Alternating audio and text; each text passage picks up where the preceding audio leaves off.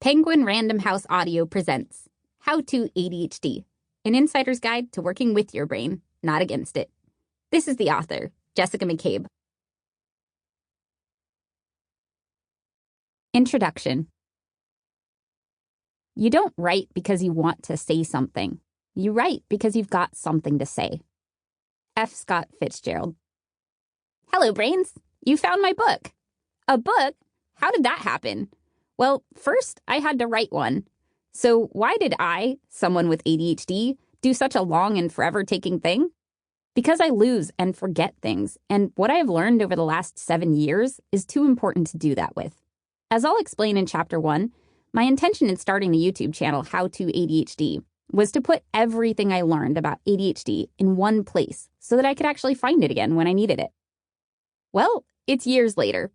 Over the course of building the channel, I've developed a deep and detailed understanding of the invisible obstacles those with ADHD tend to run into, as well as our options for dealing with them. The almost weekly videos in which I've shared what I learned every step along my journey have helped me and millions of others learn to work with our brains, not against them. In fact, my team and I have made so many videos that even I'm a little overwhelmed by the amount of information we've put together. Sometimes I wish I could just flip to a table of contents or Control F my channel or my brain. Until that is possible, I'm putting the most important information I learned, what's been the most helpful for me and for my community, in a book. More importantly, though, I wanted to write a book that would give people the experience they'd have if they saw my TEDx talk, binge-watched my videos, hung out in the comments section, and went to coffee with me. I wanted to give others, if I could, what I had found on my own journey, a deep understanding of how our brains work, a sense of solidarity, and a toolbox full of strategies tailored to the specific challenges we face in achieving what it is we set out to achieve. I wanted to make our invisible obstacles visible for as many people as possible, so we stop blaming ourselves for tripping over them and understand how to navigate them. And I wanted to do it all in one book. It was an ambitious project, and I wasn't sure how to make it happen. I was pretty sure it wasn't even possible many, many times while creating it. But I used the book I was writing to push me over the finish line, tapping into the tools, reading the ending anecdotes for each chapter when I felt discouraged, and, well, here it is. What you are listening to right now is the book I needed and didn't have. Maybe it's the book you needed and didn't have. Think of this as a user's guide to ADHD, full of insights, research, strategies, and validation. One that both explains and embraces how our brains work. You won't find definitive solutions for managing ADHD, but a menu of tools I've collected from the community, ADHD experts, lived experience, and research. You'll also find deep dives into why we even need these strategies, so you can choose the ones that fit your unique life and brain. The information and strategies I share in these chapters are meant to empower those with ADHD, enlighten and support the efforts of those who love someone with ADHD, and be helpful and insightful for anyone who is simply human. How to book. This book was written by and for ADHD brains. That said, ADHD brains often struggle to read books. We tend to get distracted or bored, forget what we just read, lose our place, or stare at the same wall of text for 5 minutes, unable to actually read it. For this reason, I was determined to write this book in a way that is ADHD-friendly. The paragraphs are short. I include many reading shortcuts throughout the book. I worked closely with my very patient editor to make the text as ADHD-friendly as possible for a book this jam-packed with information. I have included quotes from brains within the How to ADHD community. They share their personal experiences, including how they find ways to navigate around obstacles and how they work with their brains, in case you need ideas for how to apply any of these tools. Almost every chapter is divided into 4 sections. 1. The experience of. At the beginning of every chapter, I describe my lived experience of the topic of the chapter, which tends to be relatable to those with ADHD. Sometimes I get a little literary in these sections. I may use metaphors, hyperbole, or jokes to make them more fun to listen to, and, let's be honest, to read. If you don't enjoy this kind of thing, or if you prefer literal language to figurative language and just want to get to the facts, just fast forward through or skip the chapter introductions. These sections sometimes deal with emotionally heavy topics, especially the ones that begin the how to feel, how to heart, and how to people chapters. It was important to me to be honest about my experiences here because the struggles we face in these areas can be profoundly painful. But feel free to step away or skip ahead if you need to. 2. What I learned. In this section, I share the information that helped me the most on my own journey, as well as the information that resonated most with my community. If you like the easy-to-understand science communication in my lecture-style videos, this part of the chapter is for you. I've compiled facts and insights from credible sources, such as peer-reviewed studies, books by ADHD coaches, doctors, and researchers, and conversations with experts in the field.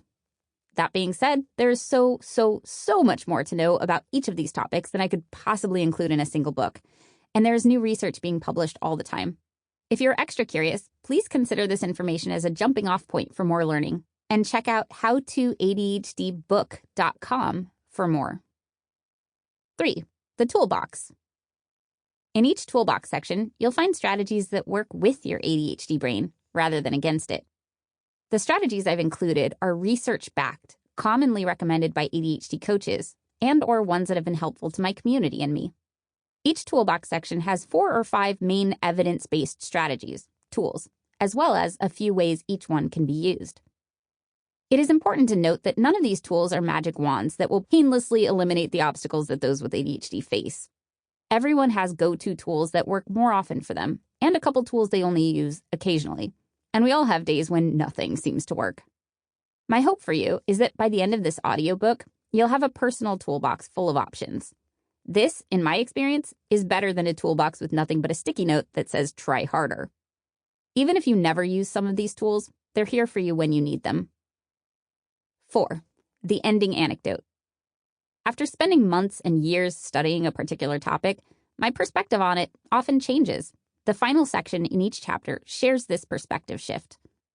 I include these stories to remind you, and myself, that there is no single way to look at any topic, and that we can always learn something new. Not just new information, but new ways to view it. It's one of the awesome things about having a brain. Is book? Is book. So, here it is. How to ADHD, the book. This whole journey started as a personal project, an attempt to understand how to work with my brain more effectively. It quickly became a group project.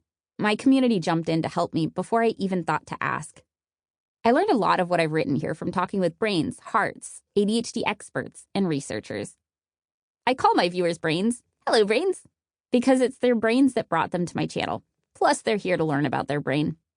When people find their way to my channel because they love someone with ADHD and want to understand them better, I call those people hearts. Hello, hearts, because their hearts are what led them there. In addition to what you may learn throughout this audiobook, I wrote a whole chapter for hearts. Over the years, we've shared long, deep discussions about what it means to have ADHD, about how being normal isn't a realistic goal, but being functional is. About how sometimes, paradoxically, being functional means behaving in less neurotypical ways, so we can be more mentally healthy, happy, and generous humans for ourselves and for those we love.